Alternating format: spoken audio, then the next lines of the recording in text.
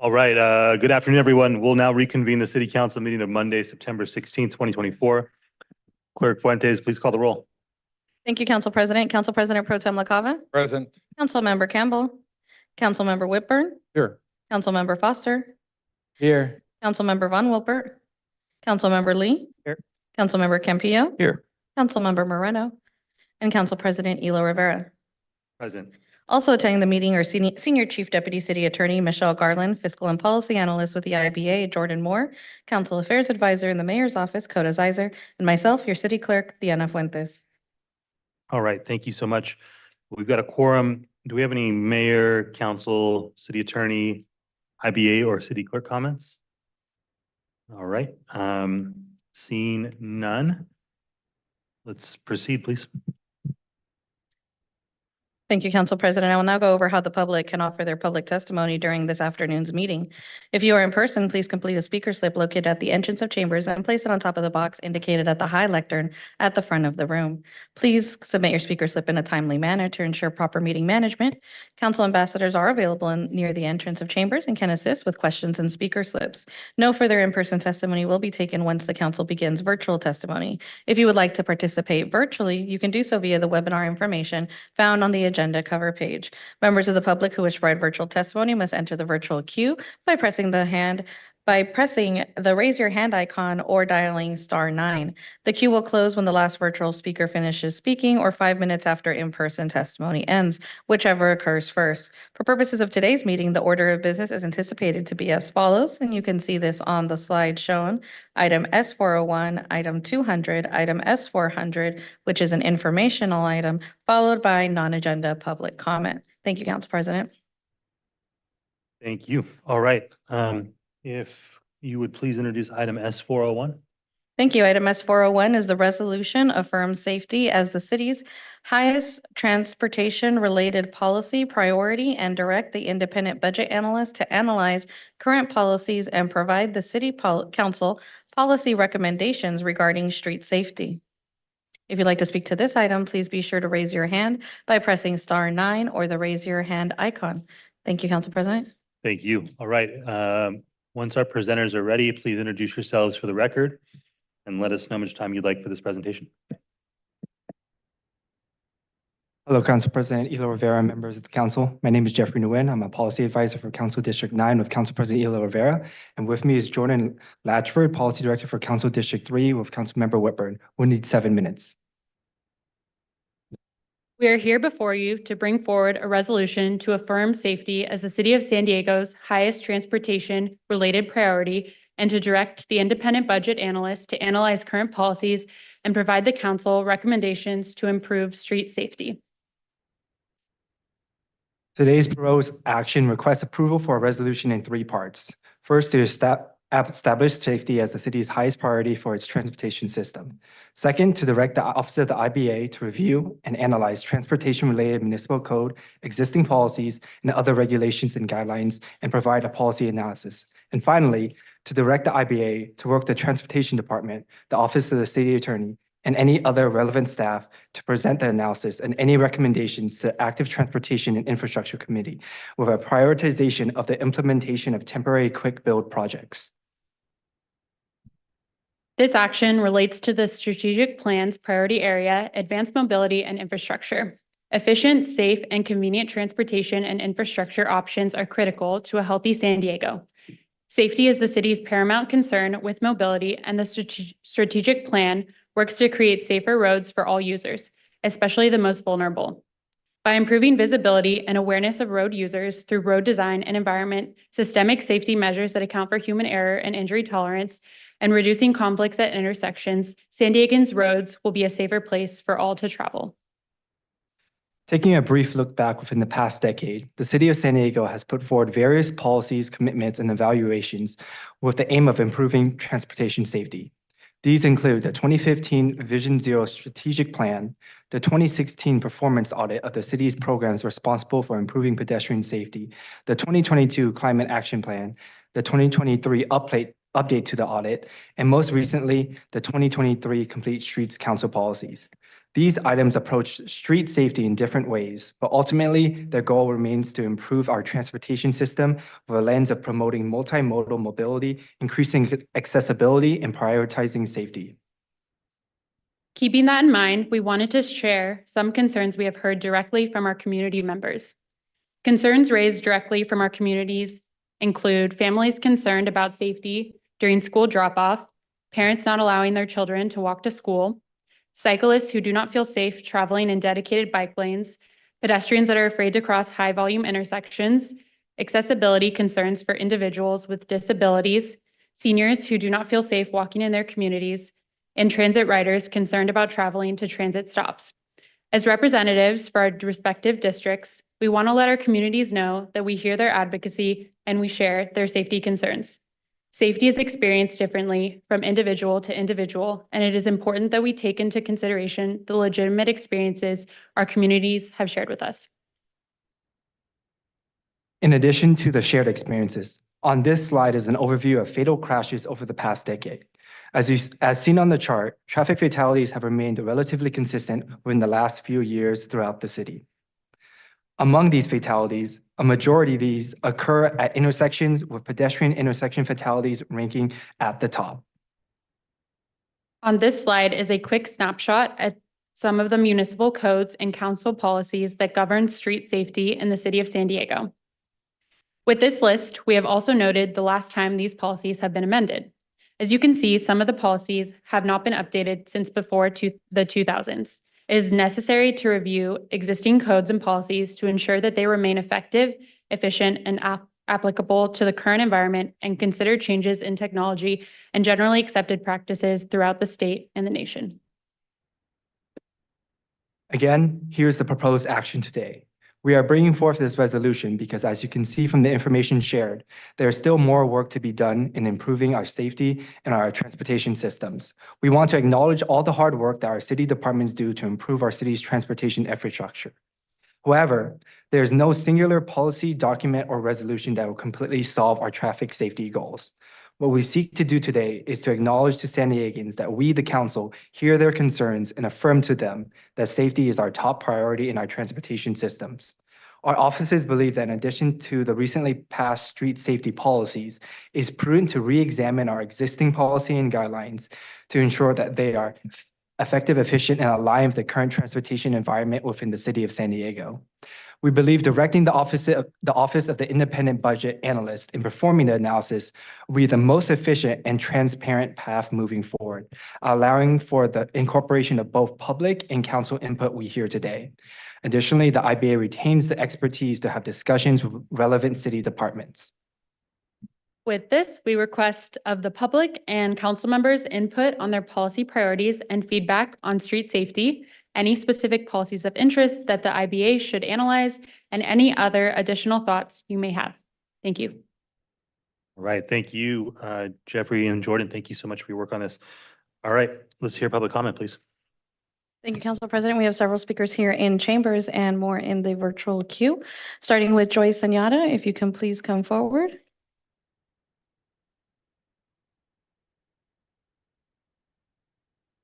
You'll have a minute and a half.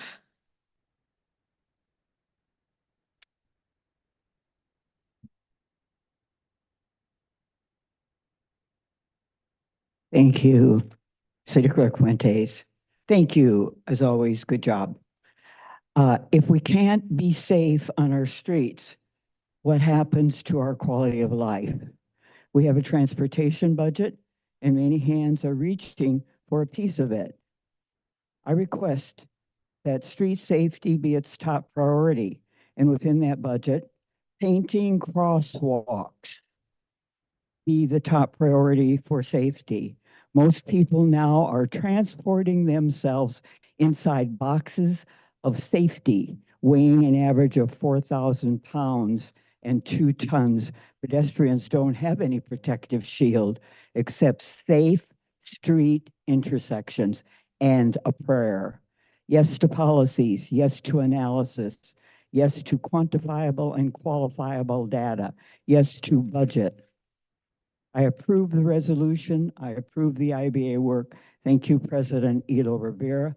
Thank you, Councilmember Whitburn, Audit Department, City Attorney, and all others. Let's get this done now, especially crosswalks. Love to all. Thank you. Next is Jesse Ramirez is submitting an opposite position in favor, but did not wish to speak. After that, we have Maria Cortez. And then Denise Lopez and Manny Rodriguez. If you can please start making your way up to the front rows and the yellow reserve seats, you'll have a minute and a half. Hello, my name is Maria Cortez. I'm a resident of City Heights for 52 years, and I love this resolution that I see. Finally, something's going to be done. I myself walk a lot. I take transportation, but in those years that I'm living in City Heights, I have been almost hit 38 times trying to cross Marlboro and Orange Avenue. And out of those times, there was a couple of years back when I've had to put my hand out in front to stop my grandkids from almost being hurt. Why? We have a stoplight, but people want to beat the lights. And to me, our lives matter. And to be almost hit 38 times, and then when your kids are trying to cross the street, that's ridiculous. There's been a lot of accidents on my street. Thanks for the speed limit sign that has finally been put in after many years of trying to get this done. I want to say thank you, Sean, and thank you, Stephen, both of you for doing this, because everybody's lives matter. It doesn't matter what community or where you're from, we all matter. And I just want to say, finally, something's getting done. But when I ask about speed bumps on my street, they tell me no, because emergency vehicles go through. That is one thing we'd like to see. Thank you. Thank you. Denise Lopez?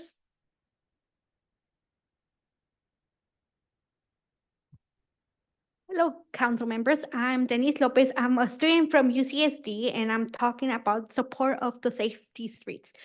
Since I was a youth in City Heights, I've been able to have horrible experience walking around my neighborhood to just go to my local high school. I also used to be a soccer player who used to go to Rosa Parks in our neighborhood to go have my soccer games. And now having to follow the steps my little brother also has to go. The time when me and my brothers have to go walk into our own neighborhood parks, we feel danger as the stop signs don't work very well, as the streets are not safe at all for we can walk, as me and my brother has almost come to encounter of getting hit by a car.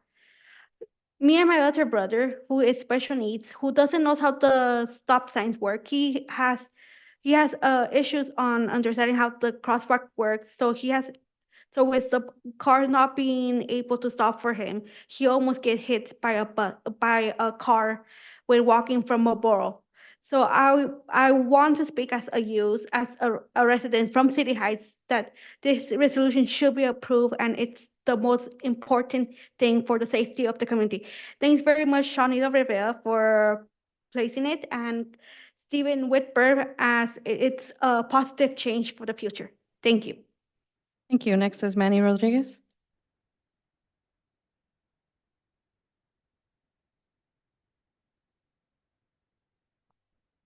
Good afternoon, Council. Great to see many of you. Thank you, Jordan and Jeffrey, for your fantastic work on this. I work full-time for City Heights Community Development, and I spend a lot of time speaking with families in City Heights about traffic calming and getting stuff built. Just a few weeks ago, I connected with a group of moms. They got a petition with 50 signatures for just a stop sign in front of JDATA Elementary. Just a stop sign. And when I talk to them, I hear the fear in their voices for their kids' safety. And I want to do something about it. But once I start talking to the city and our local representatives, it's, oh, well, the council policy doesn't really say this can happen because A, B, C, D needs to happen first, and they don't meet this criteria. And now we're in this loop where it's like, well, I'm going to keep fighting for this, but there's going to be a point where I probably have to tell them, I know you got all these petitions, all these signatures, but I can't make it happen because the policy doesn't allow it to happen. And this happens a lot. Sometimes we get small wins. They'll repaint a curb, add some new signs, but sometimes they'll just come back and say, no, we can't do that. That's because our evaluations, according to these council policies, say we can't implement these safety improvements. So I really like how, Council President Gil Rivera and Councilmember Stephen Whitburn are taking an initiative to changing those council policies so that the next time a group of moms, whether in City Heights, La Jolla, Rancho Bernardo, get a petition together, the community agrees that this is needed, that it gets implemented and that the city delivers for them. So thank you, and I hope for your support on this item. Thank you for that concluding comment. I will start the 5-minute timer here in council chambers and go to those participating remotely. I would like to also note for the record that this item received 3 comments in favor and 0 comments in opposition via our e-comment form, which have been distributed to the council. We currently have 9 hands raised in the queue, starting with Kathleen Lippitt. You'll have 1.5 minutes. Please proceed. Kathleen Lippitt, I cannot unmute for you. There you go. Yes, thank you. Good afternoon, Council, and thank you for this recommendation and concern and acknowledgement of the community members and their concerns for especially the feeling of not being safe walking in their communities. Community members are naturally going to feel unsafe when walking in communities where alcohol or marijuana retailers are contributing to individuals walking or driving while under the influence of either marijuana or alcohol. Wherever there's a high density of bars or restaurants behaving like bars, that tendency to overserve and lead to individuals leaving those establishments and then walking through neighborhoods or driving contributes to the lack of safety. And the tolerance for allowing marijuana users to smoke or vape in public is also a deterrent to having individuals and residents feel like they can walk out of their homes and walk safely around their communities. And regarding bike safety, it is not surprising that you have bike lanes proximate to vehicle lanes where vehicles are driving 40 miles an hour. This just seems like it is a high-risk situation, and I don't know how you can resolve it, but they're not compatible uses. Thank you for letting me speak. Thank you. Next is Karina Contreras. Karina Contreras, if you can please unmute. Yes, thank you so much. My name's Karina Contreras, and my capacity is Transportation Policy Advocate for Climate Action Campaign. I just really want to applaud the council for taking this resolution up. Not only does it call out the modernization of council policies to really meet current state regulations and what the community wants to see in their own neighborhood, that street level safety. It really, utilizing the IBA, it really creates this complete oversight and transparency that we hope gets infused into the mobility master plan, the street design manual, the bicycle master plan, and pedestrian master plan, to really create a more succinct framework to get these projects done quickly. There's some projects that might just be striping and a little bit of infrastructure to other projects that are going to require, a whole CIP outlook. So this resolution really can move the safe transportation infrastructure that the city of San Diego has needed for generations. So thank you for taking this up. We are 100% in favor of this resolution. Thank you. Sorry. Next is Lori Saldana, if you can please unmute. Yes, this is definitely an important resolution, and I support this wholeheartedly. I am wondering what specific actions you intend to take going forward or might be proposed, including some additional fines and penalties for vehicles that violate things like parking in bike lanes, especially when their actions lead to injuries, which is sadly what happened this weekend. A city employee's spouse was injured when a person parked illegally in a bike lane, or adjacent to the bike lane, then opened the door, sending them to the emergency room with broken bones. Unfortunately, the children that were involved riding bikes with their parents were not injured. But this is deadly, potentially very deadly violation.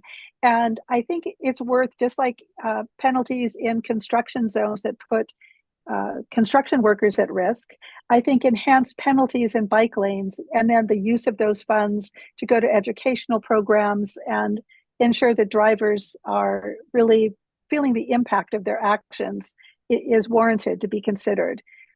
Too often, cyclists are avoiding bike lanes because, in fact, they are used by illegal parking, especially commercial vehicles. So I encourage you to pass this resolution, but also come up with some real teeth to protect people's safety.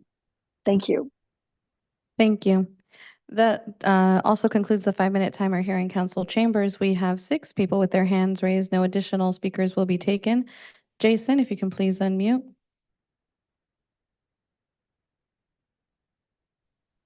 Hi, I'm Jason. I live in the East Village. Thank you for proposing this resolution that I highly support. I try to walk or bike everywhere instead of driving. A lot of the time it doesn't feel safe because a lot of the roads, even downtown, are designed for cars to drive as fast as possible, with safety more as an afterthought. I have 2 specific suggestions. One, the single most impactful thing you could do for pedestrian safety would cost the city $0, and that is to disallow right turns on reds. Many pedestrians have been hit by right-turning drivers turning on red because drivers don't even slow down, never mind coming to a full stop and looking to make sure it's clear. The second thing that I think you should do is make sure that all intersections have marked crosswalks on all sides. So many intersections in San Diego, and I haven't really seen this in other cities around the world, but here, a lot of them only have 3 out of 4 sides marked with crosswalks, with a sign on the 4th side saying you shouldn't cross. What this does is it forces pedestrians who want to cross there to cross around 3 different dangerous streets instead of just one street. So this triples the risk to pedestrians for a minuscule increase in driver convenience. Thank you. Thank you. Next, we have the original. If you can please unmute. On the surface, this looks good, but at the same time, you're just doing this to acknowledge that you hear the people's concerns, and you should have been hearing it when you had, multiple excessive litigation that's been happening for years regarding the safety of streets because people have lost their lives, have been injured due to many factors. And, when you are engaging in that, that should have been your telltale sign that there's a problem and that something needs to be done about it. And, there's still going to have to be shown what you're actually going to do to mitigate this. But I would also include, if there's fatalities, that it's not just critical to health, it's critical to somebody's life and being able to live beyond, being in some kind of accident due to negligence in the city. But first of all, the roads need fixing. I mean, the roads and the sidewalks are in horrible condition. And when your climate action plan is wanting to put people into a place of walking and biking, you need to make sure that the infrastructure is upkept so that they can do it in a safe manner. Especially, if you want seniors and people with disabilities to be out using the roads and or sidewalks, you need to make sure that the conditions are actually safe, let alone all of the other things. So it will be proof when you actually do something about it and not just a bunch of busy work. And this should have been done a long time ago, that you've already been mitigating it, but I'm sure we'll continue to see future litigation. Thank you. That does conclude your time. Next is Blair Beekman. If you can please unmute. Blair Beekman. Oh, there you go. Hi, thank you. Blair Beekman. The memo of this particular city council agenda item today, with its emphasis on approving quick build road maintenance projects, although helpful, may have some worrisome qualities. As it seems this item can simply fast track the placement of future surveillance and data collection tech without good public oversight practices and policies. With these newly rushed quick build and safe seat programs, I hope we can still want to be working towards good tech public policies, accountability, open, clear community dialogue, public oversight, and civil protections. The purpose of my letter writing to San Diego city government and community in the past few weeks on these subjects was to offer ideas and to ask, how is the current city council community process going to create an overall new set of public policies for a quicker city council approval process for the future of surveillance technology placement in local SD neighborhoods. Will its item come before city council sometime soon this fall? It seems it can help much with the staff presentation today. I hope my recent letters around this subject can also be of help in the civil rights clarity that SD city government may be open to at this time. Thank you. I've spoken much in San Diego and for years now since my days in San Jose and the SFA area that the future of bridging the digital divide and creating safe streets and bicycle pedestrian programs and public safety hinges on important good tech accountability policies, civil protections, public oversight practices, and such. These are more holistic concepts of building trust, community harmony, positive sustainability, and Vision Zero. Thank you. Thank you. Next is Anar. Good afternoon, everyone. My name is Anar Salayev, Executive Director of Bike San Diego. We strongly support this resolution as it underscores the City of San Diego's commitment to making street safety a top priority and will hopefully move the needle on our Vision Zero goals. With rising concerns about traffic violence and pedestrian safety, it is critical that we take proactive steps to protect all road users. While the resolution is largely symbolic, we do look forward to seeing the IBA's recommendations. As many commenters have already mentioned, there are a ton of cheap, quick build options that can make San Diego's streets safer for all today. This resolution is a vital step toward creating safer, more accessible transportation networks for everyone in our city. The best time to plant a tree was 20 years ago. The next best time is today. Thank you, Council President Ella Rivera and Councilmember Whitburn for introducing this item. Thank you. Next is Juan Cruz, if you can please unmute.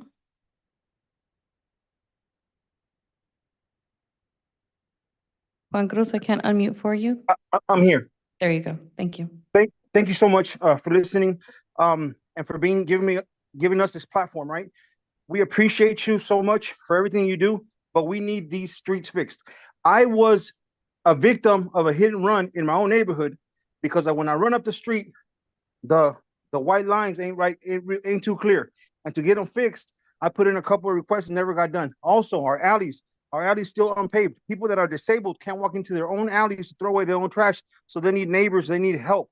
And these people that are disabled and our children, my child, he likes to run. He wants to run cross country in high school, but I can't let him go by himself because I don't trust the drivers, not only the drivers, but the way it's set up, right? I don't want to see my son hurt ever. And I know you guys don't want that either. So please take this very, very serious. I agree. We need to find a resolution. Also, our park, people are driving really, really fast up and down the park, and they've done some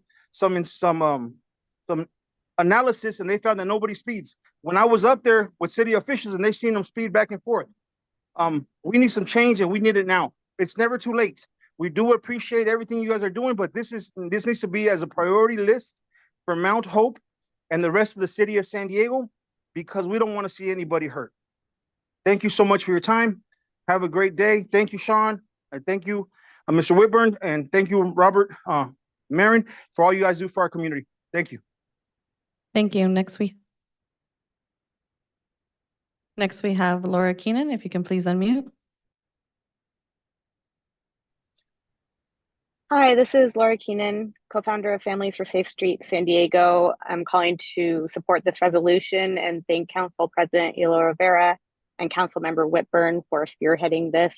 It is much needed.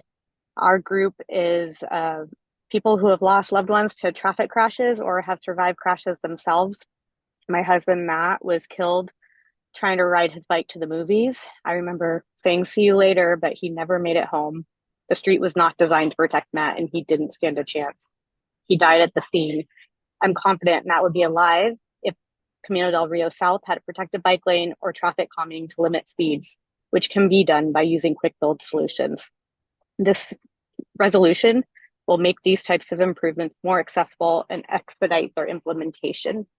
My story is not unique. Each of our members have a similar, equally tragic and unnecessary story. And it doesn't stop with our group. As this resolution states, street safety is a top concern of residents, and sadly, these are valid concerns. Traffic deaths reached a 10-year high in 2023, and we shouldn't have to hope that our kids get to school safely by walking and biking. Our community doesn't have to be walking and biking doesn't have to be our community's life or death decision.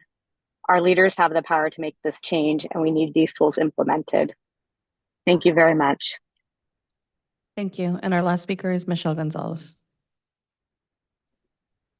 Good afternoon. My name is Michelle Gonzalez, and I am also part of Families for Safe Streets.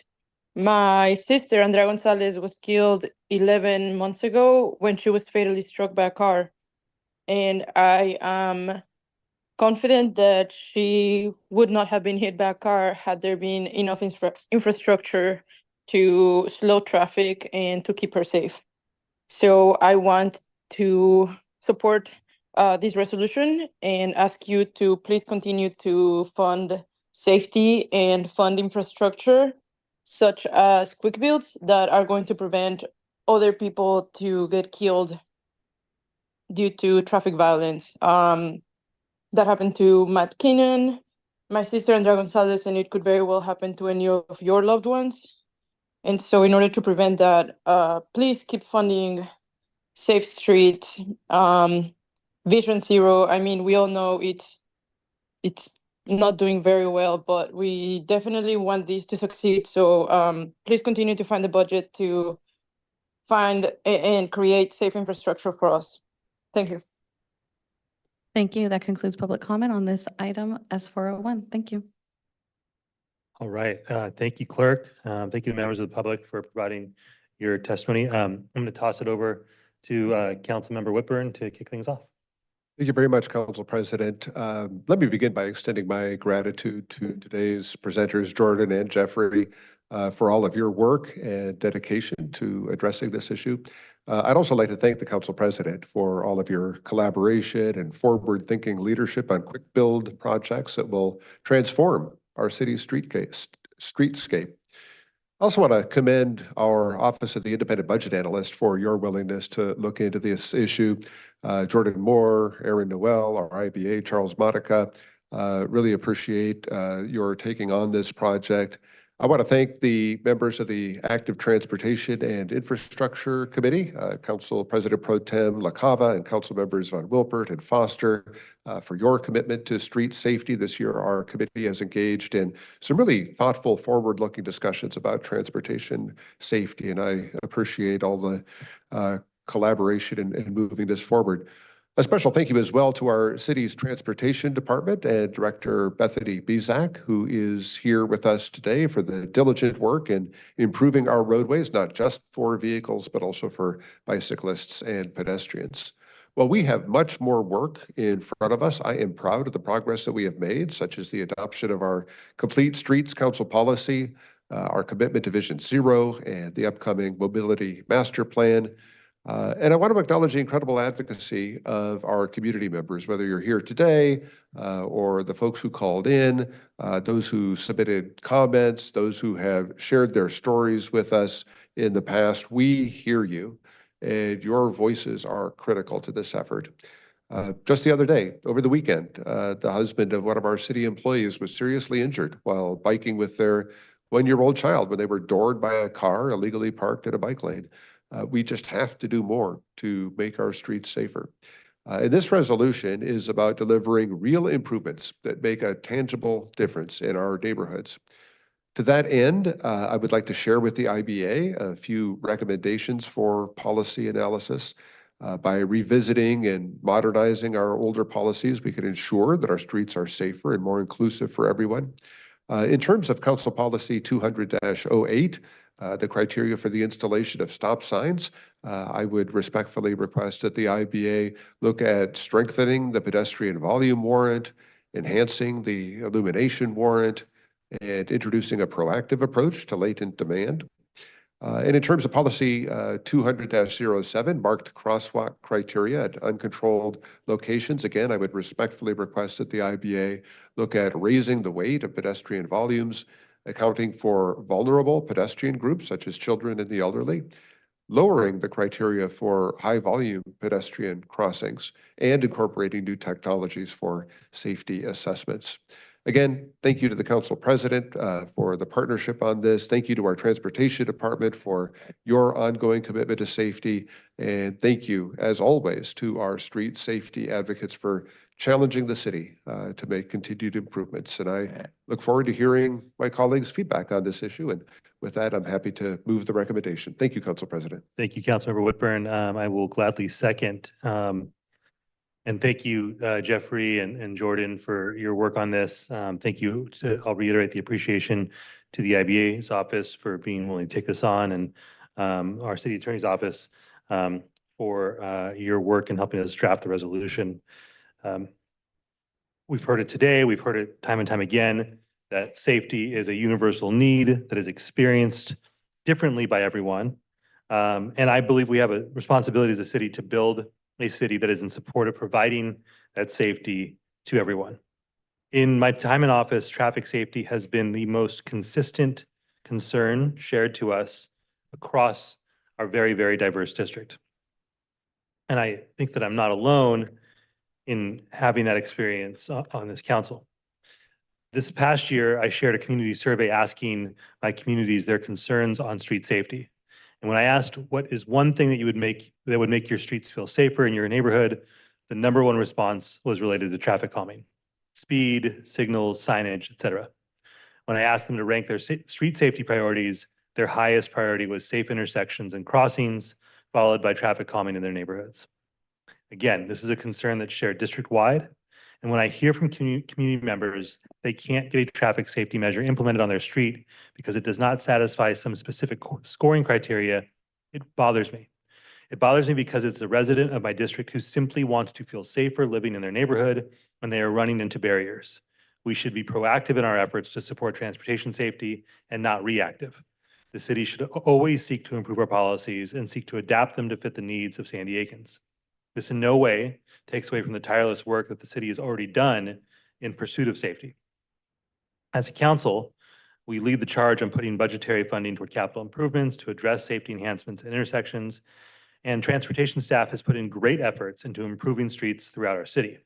They put in hours of work, even under the weight of our budget constraints and very, very limited staffing. A part of this action includes directing the IBA to prioritize the use of quick-build traffic safety enhancements. A goal of mine is to remove the barriers my community members experience to advocating for safety enhancements in their neighborhood. I mentioned barriers to satisfying the criteria to receive traffic safety enhancements. Beyond that, there are barriers on a budgetary level. With the city's budgetary constraints, I believe it is vital that we think creatively with how we utilize the budget that's available to us. While I support the city's traffic safety enhancements, oftentimes these improvements come in the form of extensive capital improvement projects that may take years to complete. That does not sit well with my community members. As Councilmember Whitburn said, folks have the very simple desire to know that their kids will make it safely to school, that our elders will be able to walk safely around their community. They should not have to wait years for those changes to be made. And not every project needs to be the most complicated version. I'm interested in looking at the current utilization of quick build infrastructure improvements throughout the city and how the council can support the policies for the use of permanent or interim quick build infrastructure to supplement our capital improvement projects. Additionally, I'm curious how quick build infrastructure can reduce the funding burden on existing and future capital improvements. Thank you again, Councilor Whitburn. I very much appreciate the recommendations that you just made. Very much looking forward to the work that you and your committee do on this very important topic. And hopefully this is an important step forward in making every part of our city feel safer. That concludes my second. I will now turn to Councilmember Lee. Thank you, Council President. Thank you, Ms. Latchford and Mr. Nguyen for your presentation and your work on this. Thank you especially to our Active Transportation and Infrastructure Chair, Councilmember Whitburn, as well as Council President Ela Rivera for your leadership in bringing this resolution forward. Community safety is certainly paramount for all of our city's operations and assets, and that is especially true when it comes to our transportation infrastructure. The need for safety extends to all users of our streets, whether you walk, cycle, drive, or even choose to take public transit. Safe streets, I think we've heard, applies in every community, in every district, and throughout the city. Just two examples that I think of in my district in particular. In Mira Mesa, we continue to seek to address pedestrian fatalities that have disproportionately impacted the elderly. University City, we've heard from numerous parents of school-age children, especially elementary school children, where their families simply have a desire to be able to walk or to bike to school without fearing for their safety going down the street. And of course, we must continue to do our part as a council to prioritize the policies and especially the funding necessary to not only maintain, but to improve our transportation infrastructure in order to provide a reliable, affordable, safe, and efficient network for the various modes of transportation that our residents use on a daily basis. I especially appreciate the effort to recognize that the city's transportation plans and policies, everything from the Mobility Master Plan to Vision Zero to our Climate Action Plan, as well as various segments of our municipal code and the various council policies that have been identified as examples, are all interconnected with our efforts to reach our mobility and safety goals. One such example I think of is our city's pavement management plan, which my colleagues here have advocated for, which calls for significant increased investments in road repairs, and which ultimately must work in tandem with these efforts to create safer streets, especially as safety on our streets begins even with the maintenance and enhancements that we expect to see on our roads. So I look forward to the IBA's analysis of how we can strengthen our transportation policies, specifically with the focus on prioritizing implementation of quick build projects that the city can consider. And with that, I am happy to support today's resolution. Thank you, Councilor Lee. Council President Pro Tem LaCava. Thank you, Council President. I want to thank you and Councilmember Whitburn for bringing this forward, and a preemptive thank you to the Office of the IBA for your upcoming analysis. It's certainly appreciated that every time we ask, you all say yes and deliver quality products. As mentioned in the resolution, it's important that when we talk about transportation safety, it is safety for all modes, as others have said. Vehicle safety translates to pedestrian and bike safety and vice versa. Protected bike lane or an enhanced crosswalk should also be seen as a positive improvement for motorists, as we do not want bikes in the travel lane or people crossing busy, uncontrolled intersections. None of the Muni Code or policy updates mandate a certain type of mobility option, but we can all agree that when everyone feels safe, it promotes walking and riding in areas that you previously would not, and it simply just makes for better neighborhoods. For the IBA, I encourage you to consult with Sustainability Mobility and the transportation departments on their efforts to ensure any changes to the Muni Code and council policies are carefully coordinated with the Street Design Manual and the Master Mobility Plan. I think it's also important to add that the city has done a remarkable pivot in terms of how it looks at our streets and looking at vehicle safety, pedestrian safety, bicycle safety. And I think about some of the new technology that's been introduced over the past several years, including delayed green at intersections to make it safer for pedestrian, HOCs lighting, pedestrian activating lighting, V-calming lighting. These are remarkable changes that 10 years ago we didn't see, and I don't think there even shows up in any of our very old policies that I look forward to updates on. I think it also needs to be said that at the end of the day, there are still bad actors. Motorists are more concerned about how they get from point A to point B, as opposed to who else might be on that roadway. And given the way legislation and the courts operate, too often the city gets hit with litigation and therefore settlements that hurt the city and the taxpayer because of the way those laws work, and aren't necessarily because of what we have failed to do or have not done proactively. And that's a challenge for all of us. I don't know if it's because I'm an elected official for the past 4 years or because it's post-pandemic, but it sure seems people are less and less thoughtful about who else is in the road. And the number of people that I see running red lights is just rather extraordinary. Hopefully we can do changes, whether in legislation or policies or street design that can help that, but we can't fix everything, but we should not stop for the lack of trying. And so I'm certainly excited about what my two colleagues have put forward. And I should also thank staff for the good work that they do. You all do the heavy lifting going forward. I was wondering if I could get a couple of updates. I don't know, to the mayor's office. We've talked a lot about AB 43 that allows us to drop speed limits. Can you give us an update on where that effort is at? I will have to get back to you on that, Council President Pro Tem. I don't know if there's an update from Jordan or other staff that are on the call. Okay. I can give an update. The AB 43 will be, the business districts will be going to our ATI committee next month. Oh, okay, great. Good to hear. I know a lot of people have been waiting for that. And then since Ms. Bezak's here, I know your work is happening on the street design manual. Can you give us an update on that and how that might dovetail with this work and whether there's going to be any kind of cross-pollination between the two? Yes, good afternoon.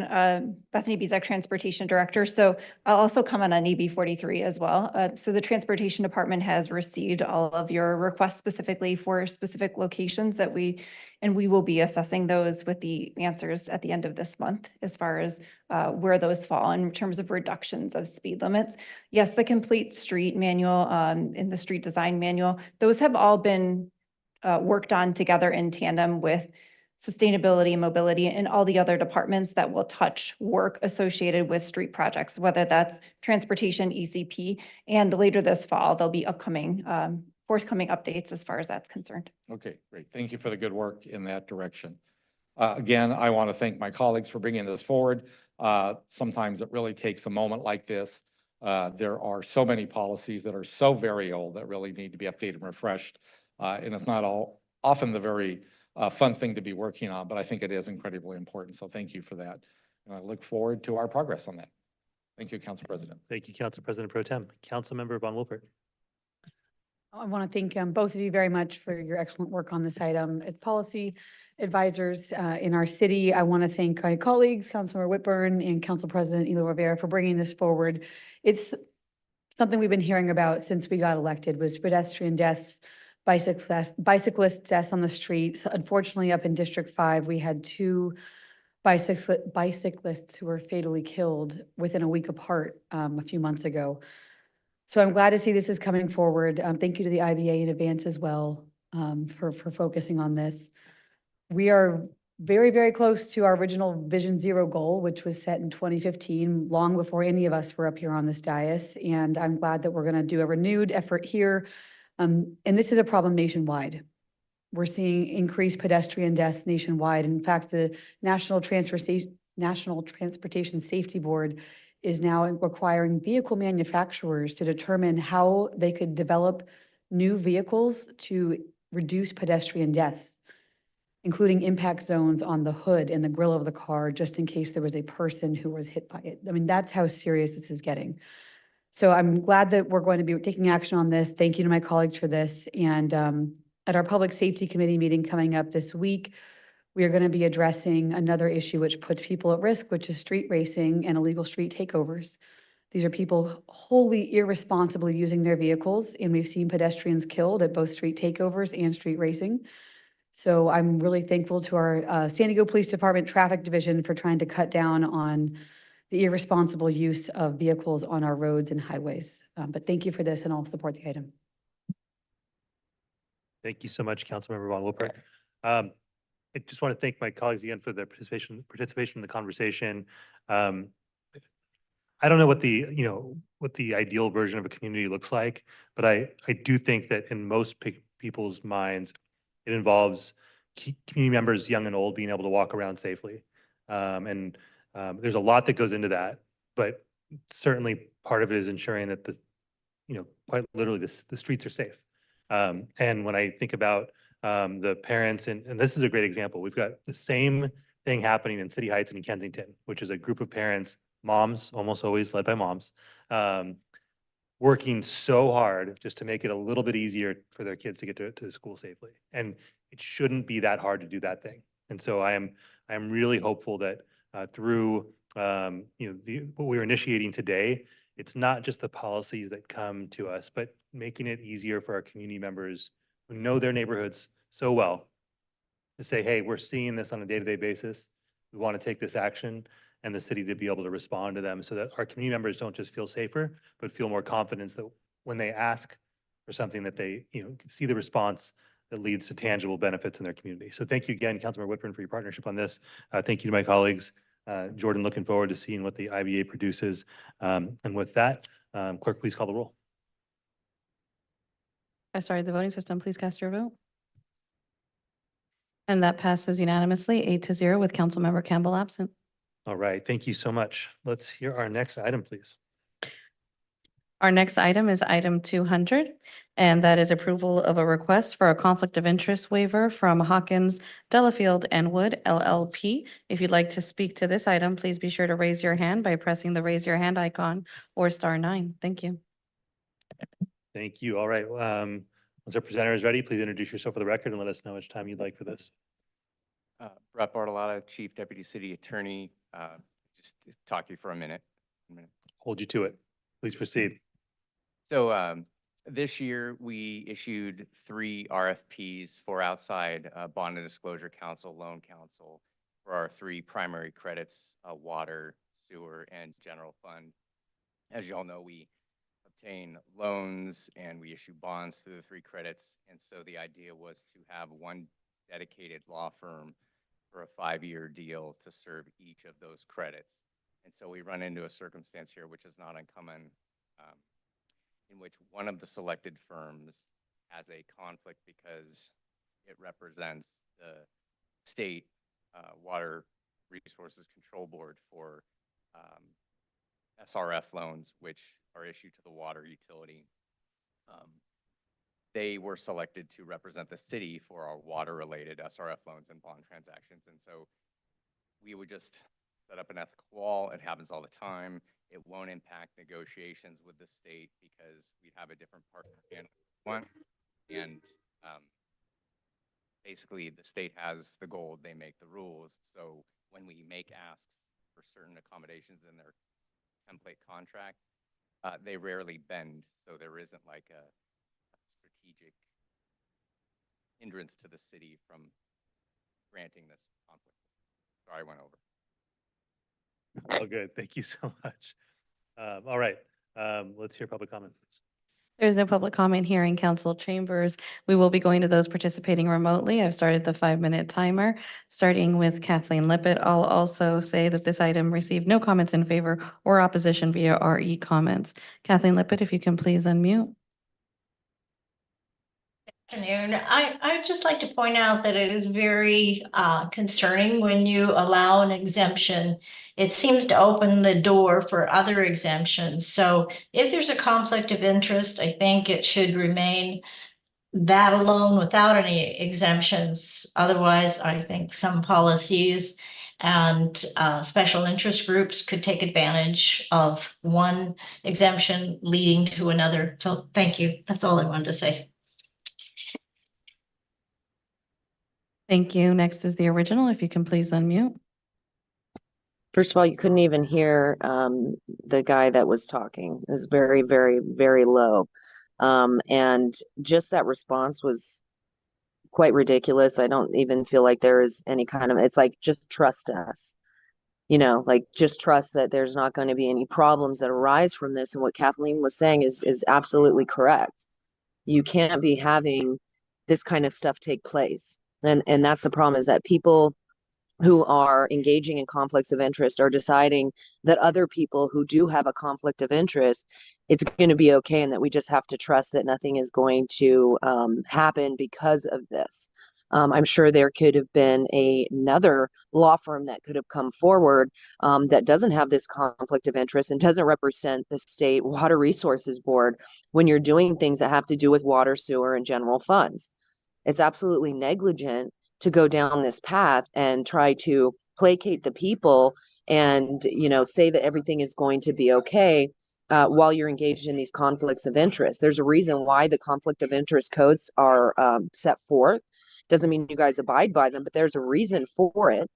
And it's a problem when you are going to give people exemptions, especially ones that, you know, represent exactly what you are going to be giving, you know, loans and different things to help or whatever.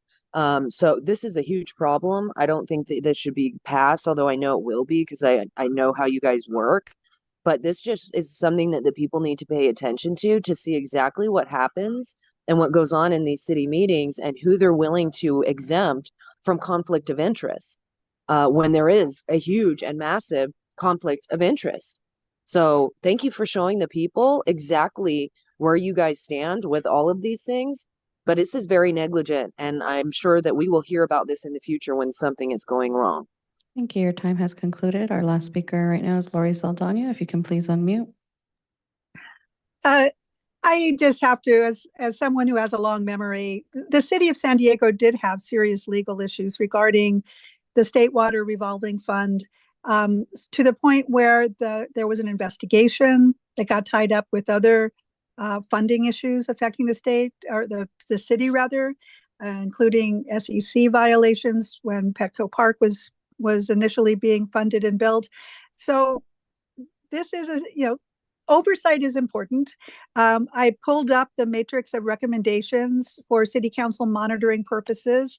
And unfortunately for that particular item regarding training for all individuals currently employed by the city, regarding the state water resources, the state's water fund program, they were supposed to have some special training because of the violations and that were uncovered during the Kroll investigation.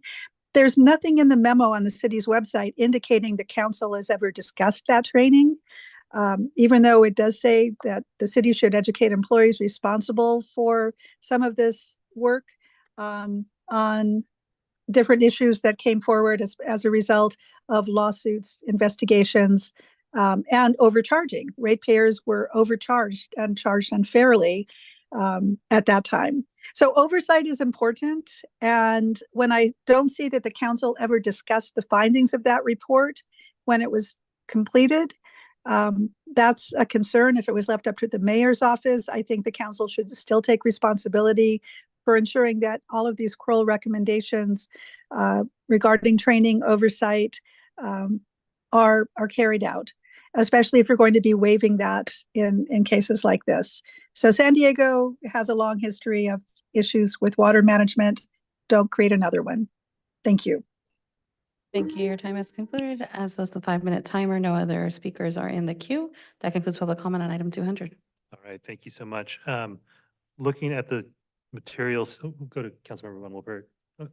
I can hop in first and then go to you if you'd like. Go ahead. Okay. I just wanted to confirm here that the city attorney's office is making this recommendation as you see that the conflict waiver does not pose a detrimental risk to the city. That's correct. All right. And Hawkins possesses no confidential city information related to the city's water utility or its finances and will implement appropriate screening measures to protect against the sharing of confidential or strategic city information within the firm. That's correct. All right. I will move approval and turn to Councilmember Von Wilbert. Thank you very much. I'll second the motion. And I have one question. I'm a little confused in the staff report about Nixon, Peabody, and Hawkins. So it says the goal, the Department of Finance staff and the city attorney's office would prefer to authorize Hawkins' request so that we can achieve the goal of having a single law firm represent the city on all financings for each of the credits, water utility, sewer utility, and general fund.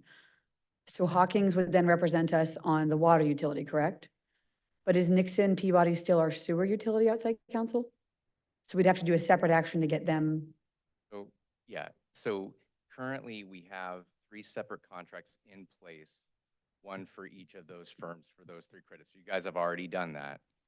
We also currently have the way we're continuing to go forward with the 2 or 3 SRF loans that have been in the pipeline for over a year is Nixon Peabody has a contract from early 23 as our loan counsel. So at the time, they would represent all loans, sewer, water, general fund. And so now we're just trying to complete the separation so that one firm for one credit to keep things clean and straightforward. So if you guys, for some reason, said, no, we're not comfortable, we just don't think, we disagree, we would still have counsel for all loans. Nixon could do it. We just don't believe that's either necessary or ideal. Okay. All right, understood. Okay, then got it. I thank you for bringing this forward. Thank you for being so clear about the wall between the attorneys, the ethical wall for confidentiality. But I think this fits in line with Rule 1.71, and I'll support the motion. Thank you. Thank you, Councilmember Von Wilbert. I appreciate the second. Council President Pro Tem LaCava. Thank you, Council President. Thank you for the short presentation. And just to kind of put some fine points on what my colleague said. The conflict was actually understood by the reviewing committee in the selection process. And having known that and having trying to seek the very best legal counsel to meet the city's needs, still opted to go with Hawkins. Right. Okay. I'm comfortable with that. I think conflict of interest, actually understanding that up front, deciding it is the right thing to do in the best interest of the city and the taxpayers, and then going through the process to formalize that process is exactly what we should be doing. The last question I'll ask, those past obligations, those in terms of training of city council or departments or whatever, that has nothing to do with today's action. Doesn't, it was hard to follow exactly what she was saying, but I think she referenced the trainings are all the DPWG required periodic securities trainings that we give to you guys. So you have been receiving those trainings every other year for almost 15 plus years now. They have been happening. Thank you for the clarification on that. Again, thank you. Thank you, Council President. That concludes my comments. Thank you, Council President Pro Tem. All right, I see no additional requests to speak to this item. Clerk, please call the roll. Started the voting system. Please cast your vote.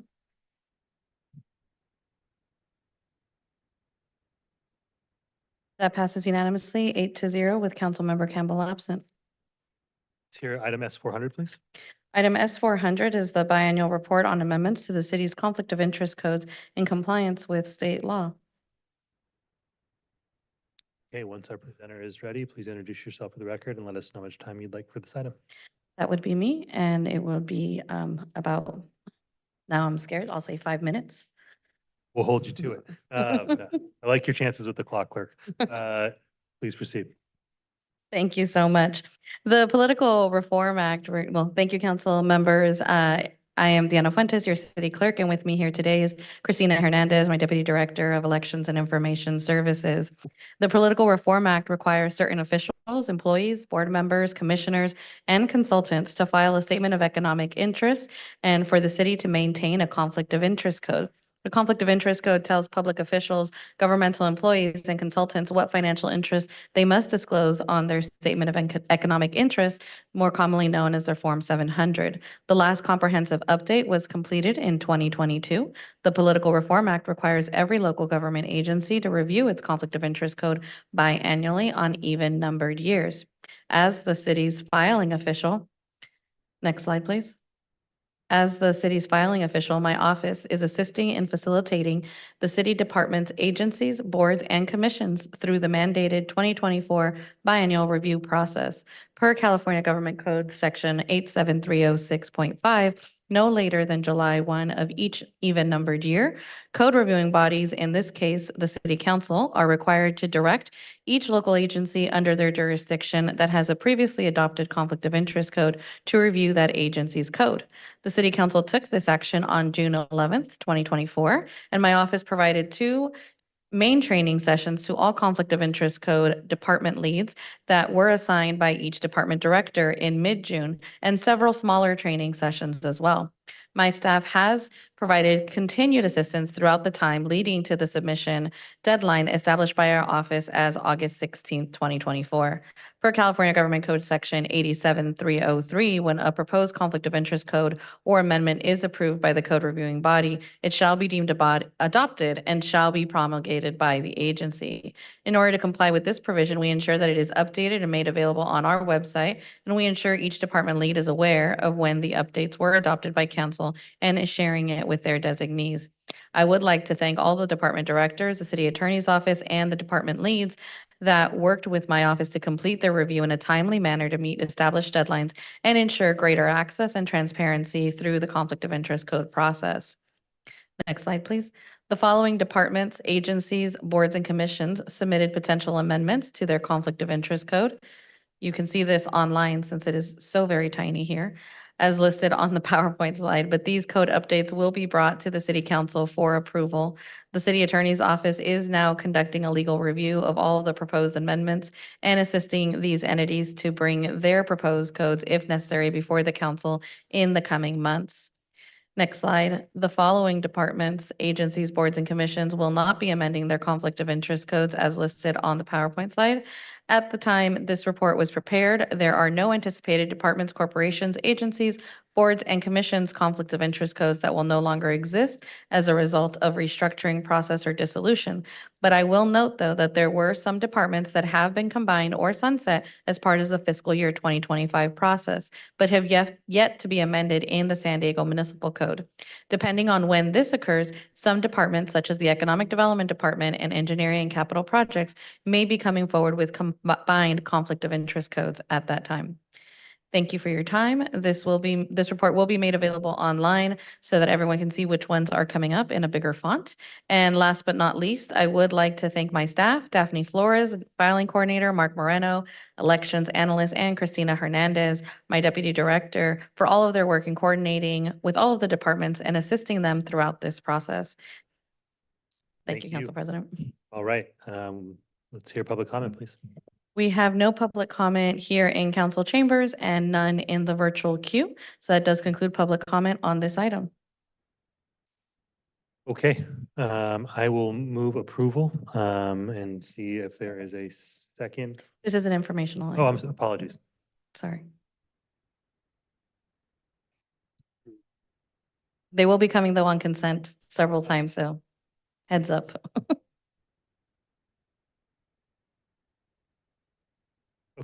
No questions, no comments? Okay. No, sorry, but I did forget to mention that there were no comments submitted in the e-comment forum as well. Thank you so much. All right. Well, and that concludes that item. Council President, just real quickly, I think this was a good reminder. There's some boards that exist in Muni Code, so you're obligated to identify them, that we should take a second look and see whether we should take them out of the Muni Code. I don't know if that's the city clerk's job, but maybe something to do for the city council. But I did have a question about the Independent Rats Oversight Committee that's listed there. It has not been sunsetted, and so as you noted, as long as it is still there, then the CIC needs to continue being approved. Yeah. Just a quick note, Councilor Porcava, it's correct in the actual report. It's Independent Rates Oversight Committee. In the presentation, it says rats. No offense, I'm sure was intended to our IROC. None. Sorry, I couldn't resist. Thank you. Thank you for the good work, City Clerk, and everybody who works on this. This is not an easy task, and appreciate you trudging through it. Yeah, thank you, Clerk Fuentes. Thank you, Council President Pro Tem. I don't see any additional requests to speak to this item, which will move us to non-agenda public comment. Clerk? Thank you, Council President. Per Rule 2.7, non-agenda public comment is an opportunity for members of the public to comment on items that are not on the agenda, but within the subject matter jurisdiction of the City Council. Each speaker will have 2 minutes. Please note, if there are 8 or more speakers on a single topic, the maximum time for the topic will be 16 minutes. If you are in chambers, please submit your speaker slip to the high lectern. If you're joining us virtually, please raise your hand to speak by tapping the raise your hand icon, or if you're a call-in participant, *9. Joyce Senyata, if you'd like to come forward.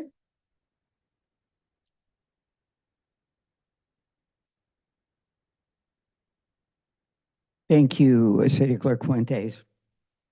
Joyce Senyata, District 3. Some various topics on my words today. Number 1, land acknowledgement. Thank you for speaking of the land acknowledgement with other council members. I'm really enjoying that. Could I get a copy of the land acknowledgement words? Number 2, is the Golden West Hotel closing? And if so, is it included in the offline homeless data? I know they're redeveloping Horton Plaza, and that's probably been known what they're going to do with that for years. Number 3, thank you for keeping Zoom for public participation. Dear public, dear public, could we please have more speakers at meetings, especially at committee? The committees are fabulous. I love them. Please come and speak or call in on Zoom on our committees. Number 4, dear IBA and Department of Finance, I am concerned about the transition to the new Sherpa budget system. Please, lots of collaboration is needed on that. Thank you so much. And lastly, this morning, the sun rose once again on our beautiful working city. Thank you, everybody, for helping it work. Thank you for listening and allowing me to speak. Love to all.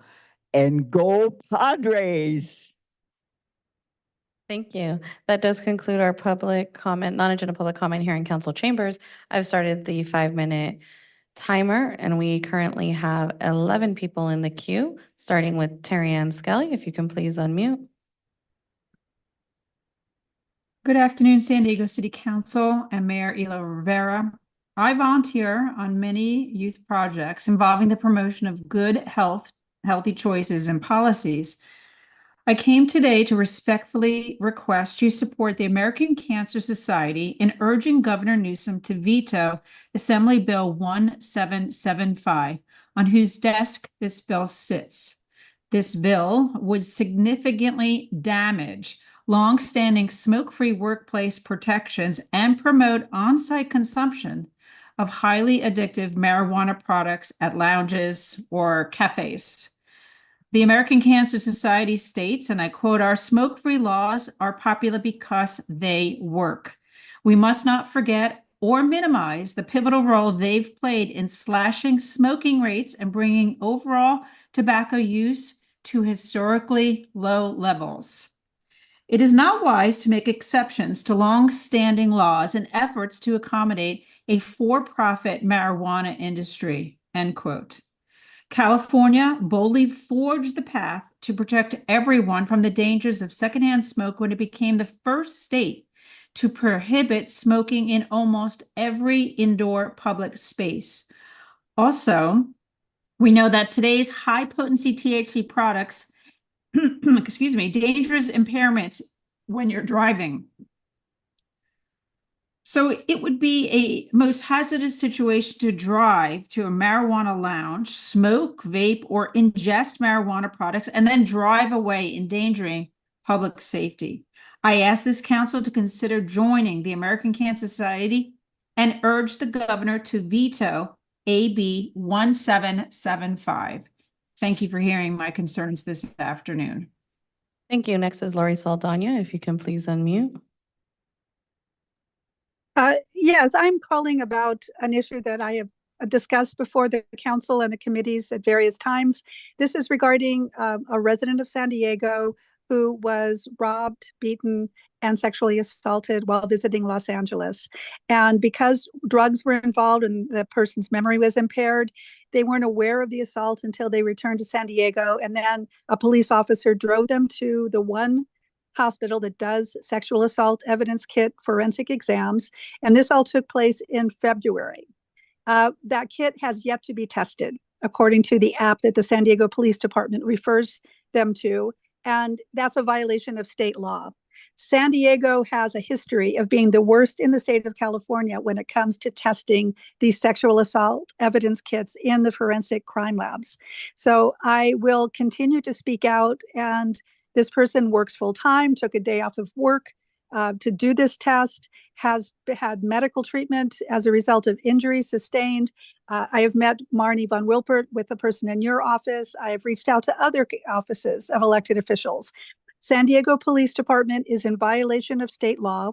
This kit should have been tested and analyzed and shared with the law enforcement agencies where this assault took place. So for years, people have been testifying that the San Diego Police Department is not doing the testing as state law requires. For years, it has been researched and acknowledged at the state level that San Diego has been the worst, turning in over 1,600 untested kits when the state attorney general's office was looking at this problem statewide, the most in California. So I will not be quiet on behalf of my friend, and I will continue speaking out about why the city of San Diego's police department is not conforming with state law to protect survivors of violent crimes.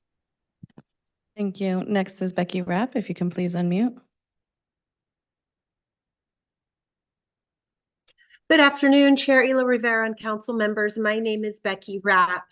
Thursday, I attended the Environmental Committee and shared an article out of the UT titled "Smoke-Free Apartment Living is Best for Everyone in San Diego County." And I'd like to share it with the rest of the council today. The article describes secondhand smoke as the smoke or vapor exhaled by the tobacco user. Secondhand smoke kills 50,000 people every year in the US and contains over 7,000 chemicals, including 70 known to be cancer-causing.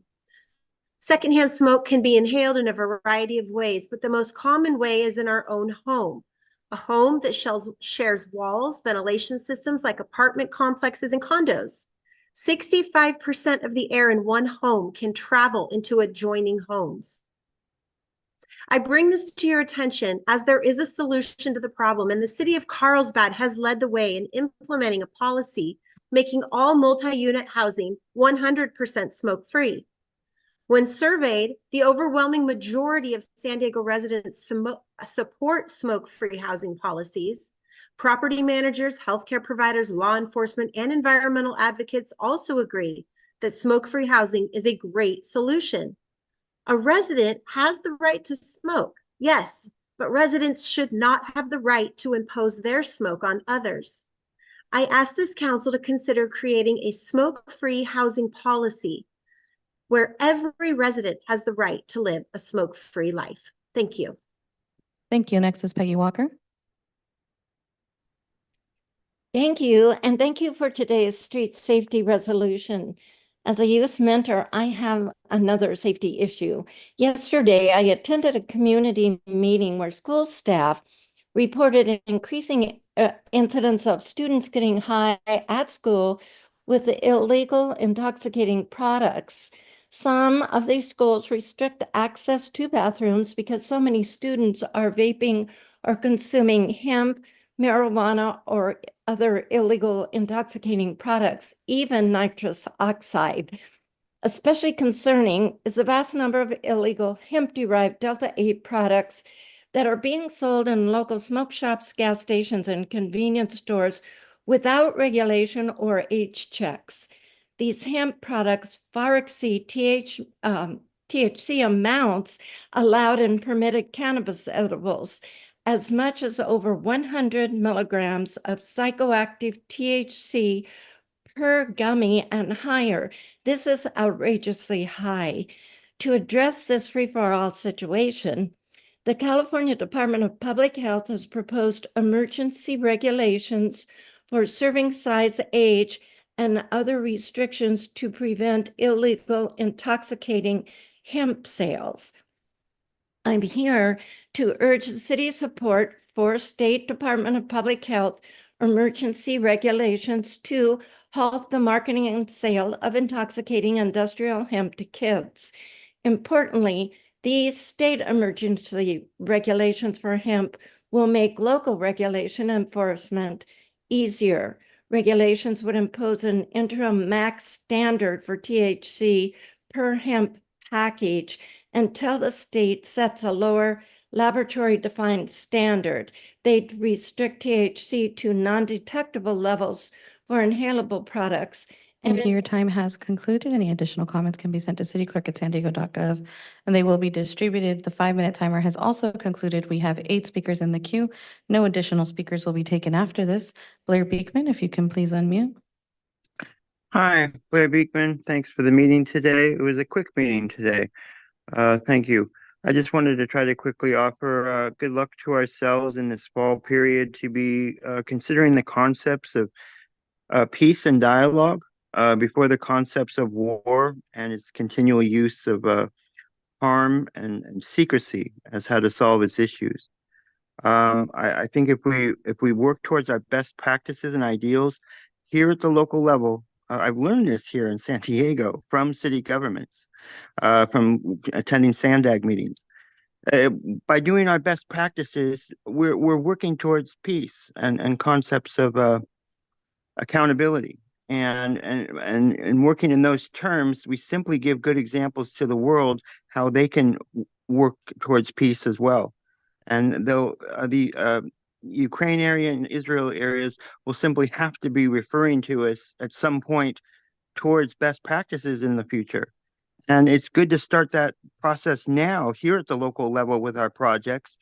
That way, we simply have good examples ready to go and that can be shared, with the world, what working towards peace really means, what working towards accountability and community life and community participation means. We do those things well here at the local level. I think the world will notice, and that's important. Good luck how we can be doing that this fall. Thank you. Thank you. Next is Kathleen Lippett. Thank you. Good afternoon again, Council and President, Council President Elo Rivera, sorry. I attended the Environmental Committee last week where the committee recommended amendments to the city's 2008 lead hazard prevention and control ordinance to further protections to protect the public from lead hazards. As a public health and safety advocate on behalf of children and young adults, it is well documented that public policies should be consistent and analyzed to ensure that they do not undermine or counter the intent of other city policies. Everyone deserves to breathe smoke-free air in their homes. 90% of Californians don't smoke. 87% of California multi-unit housing residents don't smoke. And 70% of Californians believe apartment units should be smoke and vape free. The smoke and vapor from e-cigarettes, vaping, and secondhand marijuana smoke also contain lead and chemicals that endanger public health, raise the risk of sudden infant death, respiratory and ear infections, and asthma. They are known causes of heart disease, stroke, lung cancer in adult non-smokers, and as well as atherosclerosis. Secondhand marijuana smoke contains many of the same chemicals and cancer-causing substances as secondhand tobacco, including significant levels of mercury, formaldehyde, benzene, hydrogen cyanide, and toluene, as well as lead. With respect, there are other sources of lead that need to be considered in your policies to make sure that they are addressed. And thank you very much for letting me speak. Thank you. Next is Megan Stewart, if you can please unmute. Thank you. Good afternoon, Council President and Council members. As a youth advocate and someone with experience in social work, I was very happy to hear of Governor Newsom's recent proposal for stricter regulations on hemp products. The governor's emergency regulations aim to protect all Californians, particularly our youth, from dangerous and unregulated products containing THC. The proposed rule would ban any detectable amount of THC in consumable hemp products and raise the purchasing age to 21 years old. As we know, San Diego's children and adolescents are at a higher risk when exposed to intoxicating substances, especially when these products are readily available in grocery stores and near schools. Governor Newsom's proposed measures address this issue by ensuring that intoxicating hemp products do not slip through the cracks of regulation, as we have seen happen in other states. Currently, hemp products are subject to far less scrutiny than marijuana, despite their potential to do significant harm. By closing regulatory loopholes, these new rules can help prevent dangerous, untested hemp products from reaching not only our youth, but also adults and seniors who purchase these products, which are causing long-term cognitive and health issues. The main goal of the governor's proposal is keeping harmful, unregulated substances out of the hands of those most vulnerable. I would like to encourage the council to consider supporting these efforts as a way to ensure San Diego continues to protect the health and well-being of all its citizens. Thank you. Thank you. Next is Kelly, if you can please unmute. Kelly McCormick. Hello, this is Kelly McCormick. I'm a public health educator with a focus on youth substance use prevention. There's a common misconception that vaping is safer than smoking, but another new study, this one from USC, provides yet more evidence that e-cigarettes are not safe. The study of young adults showed similar cancer-linked genetic changes in both vapers and smokers. The researchers compared 3 groups, some exclusive smokers, some exclusive e-cigarette users, and some neither smoked nor vaped.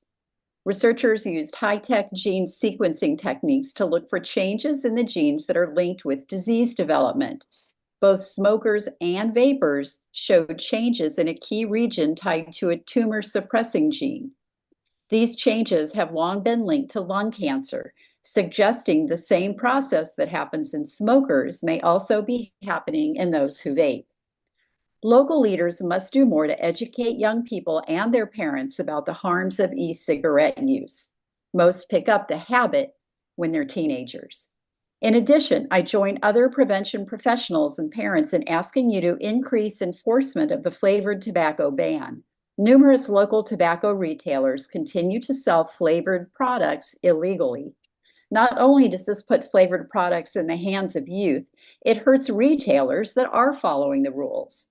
In the interest of public health, upholding the law, and leveling the playing field for businesses, please enforce the flavored tobacco ban. Thank you. Thank you. Next, we have the original. If you can please unmute. I was trying to speak on that other item and I got kicked out of the Zoom. Is there any way I can get that time back? You're just gonna, no? No, Okay. this is for non-agenda public comment. I understand, but I was waiting for the other item and I got kicked out of the Zoom and I don't have any problems with my service. So I'm wondering if I can get that time back. And this is for non-agenda public comment. I understand that, Sean. You're not answering my question. See, this Please, is what you guys are. if you have Yeah. non-agenda public comment, please I proceed. If do. not, Well, okay, whatever. You please guys are proceed. always engaging in conflict of interest. And so that's a problem, especially when you're deciding the things like you are and trying to make the people believe that you guys aren't engaged in that while you're exempting certain people. So thank you for restarting my time. So as far as the airport goes, this is something that the public needs to be aware of in the cargo terminal. Every day there are several flights that are coming out of there that the people are paying for. They're ICE detainees that are being hidden from the people because they go through the cargo area. They get on charter flights and they're being shipped out. This is illegal immigrants who are being detained by ICE and we're paying for them to be shipped to other detention centers. This is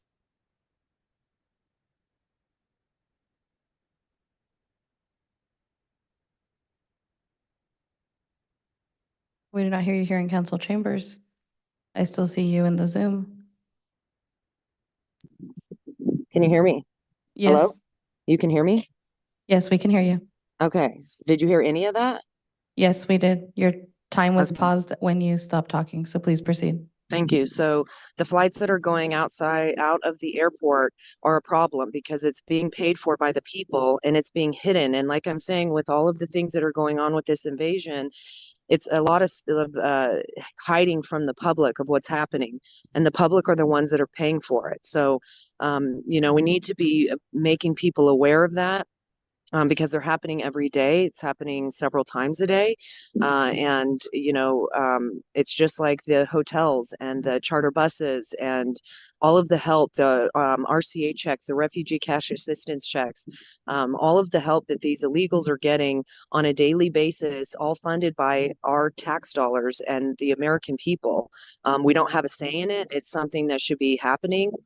Stephen Whitburn, I even brought forward to you something when I found the transfer site, and you were totally obfuscating the truth and trying to hide it, saying that acting like you didn't know what I was talking about. And this is the problem, is that anytime there's something that's going on with these immigrants, you guys are trying to hide it and make sure that the public don't know about it. We're the ones funding it, and you should be absolutely transparent with the people. So if anybody's down at the airport, all you have to do is go to the cargo terminal and you can see these flights going out on a daily basis. These people are in shackles and it's very disturbing to have to witness. Your time has concluded. I also do see an additional speaker with the same name. I'm just unmuting to make sure that it's not technical difficulties. It's not another speaker. Okay. We'll move on to phone number ending in 3800. If you can please unmute 3800 *6. Thank you, Barbara Gordon. I work with young people, and their mental health needs to be a priority. September is National Suicide Prevention Month. While suicide prevention is vital to address year-round, Suicide Prevention Awareness Month provides a dedicated time to come together with a collaborative passion and strength to address this difficult topic. The association of alcohol and drug with suicidal thinking can play a big part in the actual suicide. Alcohol and drugs are influential in the feeling of hopelessness by their toxic effect. The commercialization of marijuana increases the false premise of marijuana products being natural or healthier than alcohol or tobacco, which greatly decreases the risk of harm related to its use. The main psychoactive ingredient in marijuana, THC, causes mental and psychological health problems. A recent study published in the Journal of American Medical Association described the direct connection between marijuana and use and suicide. According to San Diego County, the medical examiner, almost 40% of people who died of suicide under the age of 25 tested positive for THC. I urge you to support these struggles with mental health issues that especially our young people are having with education regarding the harmful effects of marijuana. Policymakers must stop the normalization and increase the availability, increased availability of THC products. Thank you for letting me speak. Thank you. Our last speaker is Catherine Rhodes. If you can please unmute. Hello, this is Catherine Rhodes. I saw tomorrow the Housing Authority is going to come by and tell you a few different things. And one thing I saw there is they have I guess they have some type of request for proposals for different projects. I want to put a few projects forward.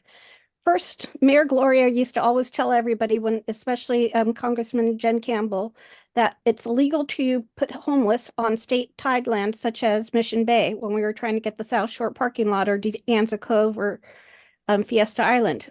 But because of the Naval Training Center, Liberty Station, Barracks H, that you guys approved for a safe parking lot, and it got approved by the California Coastal Commission, that lie has now been exposed. That means we can actually put people at South Shore parking lot. So I would like the city to actually explore South Shore parking lot, Fiesta Island, and De Anza Cove. The other place I would like the city to look at is the existing ready to go 1,000 space unit at the California State Park at Silver Strand State Beach. There's 1,000 units that could be used for RVs or tents, that we could actually put 1,000 homeless people there. There's also a whole bunch of money in the federal ARPA funds, the American Rescue Plan Act funds, that are sitting still at the County of San Diego that could actually pay for all this. And I recommend that you guys try to keep Golden Hall open by asking the county for funding to keep Golden Hall open. And then for the tents in Balboa Park, I say that you follow the fire marshal's recommendations and put in 6-inch wooden platforms underneath each tent for flooding. That's it. And then you could have Your time has concluded. extension. If you have additional comments, you can email them in. This does conclude non-agenda public comment for today's meeting. All right, thank you so much. We will turn to the city attorney's office to see if there's anything to report out from closed session. Nothing to report. All right, thank you so much. With that, we'll adjourn council to the next regularly scheduled council meeting on Tuesday, September 17th, 2024 at 10 a.m. Thank you, everyone.